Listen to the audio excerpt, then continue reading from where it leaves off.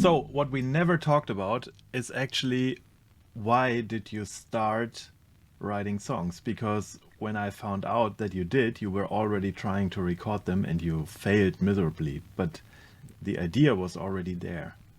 And what led to that decision?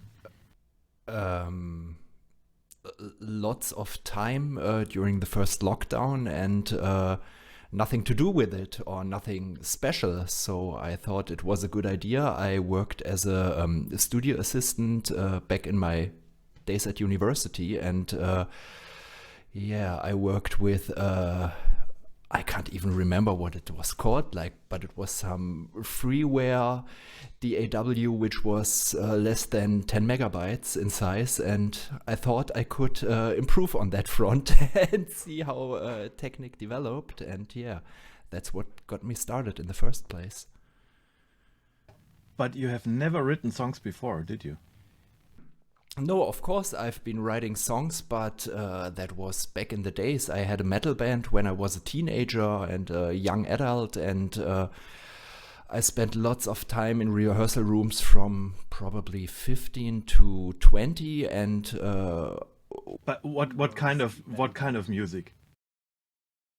mainly speed metal. We played stuff like Blind Guardian, Halloween, Rage, Gamma Ray, that sort of stuff, and we wrote about 50% of the material by ourselves, and that's where I started writing songs. But what keeps me wondering all the time is if you wrote those fairly basic metal songs, I'd call them, like 20 Yes. years ago, and then you didn't write anything for 20 years, and Yeah. now you have this prog rock monster. There is basically no progression in between because you didn't write, you didn't practice for years. It just somehow happened. Yes, that's actually the only way I can describe it. It must have happened in the back of my mind, and there must have been things cooking for quite some time, and now it was time for them to come out. Right. Okay. So you just did it. That's the I conclusion. just, yeah, I just sat down, and I remember I got the first Neural DSP plugin, which was the Pliny one, and I bought myself a new guitar, a Schecter 8 string, and I started just experimenting with that. And I had that really weird clean sound, which sounded a bit like a horn or something. And that's how the first intro part of First Awakening came together. Right. Just That playing two that notes with that sound and thinking, hey, that sounds interesting. And what did you do then? Because as I know, you are writing in Guitar Pro, but apparently Yes. you started the song just while noodling around on your guitar. So when you had this intro part, did you decide to go on a more scientific route and really lay it out in Guitar Pro, or how did this happen? No, it was very much about experimenting.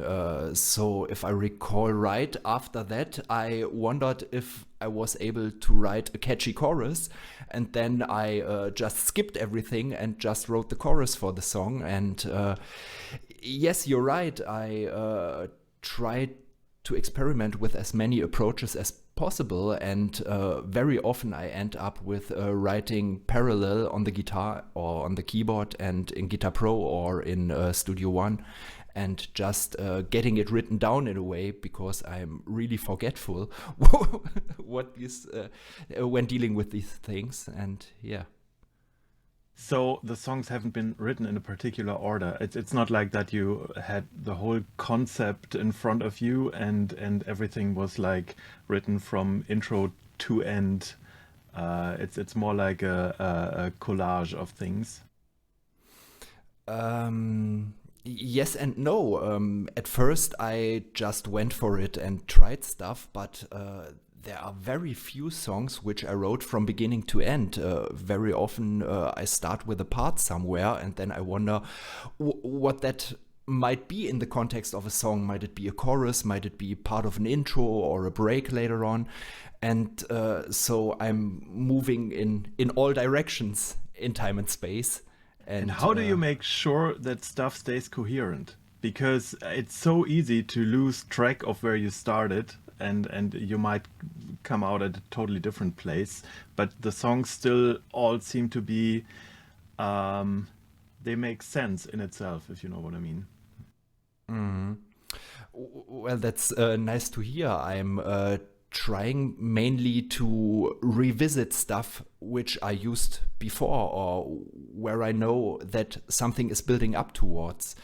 And these may be rhythmic elements, this may be parts of melodies or a chord progression or whatever. And yes, I try to come back to certain things and so get like a red thread through it.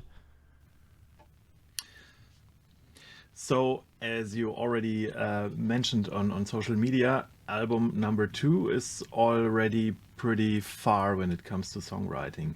Did you choose a different approach than the last time, or is it basically the same again? No, it's a totally different approach because the Grand Enigma turned out to be a concept album, and with number 2, I wanted to go in the opposite direction and tell several cohesive stories which work for themselves, and there are no recurrent themes, there are no overlaps between the songs, but I try to make them, yes, unique and stand by themselves. So, how did it happen that the Grand Enigma turned out to be a concept album? Did you have the story already in mind, or did this evolve over time? That you thought, it might make sense to tell a bigger story here. It evolved over time. At least when I'm talking about the lyrical concept. But at first, I'm loving concept albums, and I'm loving when people are playing around with the same motives and ideas and present them in different contexts. And so I went for that route pretty quickly during the songwriting, but not with the concept in mind to have this turn out as a concept album, but just because I like to revisit stuff. And during that process, so probably during the first 3 or 4 songs that I wrote, I started wondering what lyrics might fit the story, and so these two things grew in parallel. And the later I moved on in the writing process, the more I tried to get all these connections. So if you take Vivid Dreams, the introduction, it's basically a classical overture, and it's full of themes and motives and rhythms that appear later throughout the album. So, did you already take notes about the lyrics while writing the songs? I don't think so. No, I have a very weird approach to writing lyrics and writing vocal lines because I do it in parallel. So I'm not writing lyrics and then see how they fit the music, but I always listen to the music, I listen to the part, I've got like some melodic or rhythmic ideas in my mind, and then I try to find suitable words. That's an interesting approach because usually I think it's really like either you have the lyrics written and you try to kind of squeeze them into the song, or you have a melody and you try to find words for the exact vocal melody, but you're basically combining both approaches. Yes, and it works surprisingly well. At least I hope so.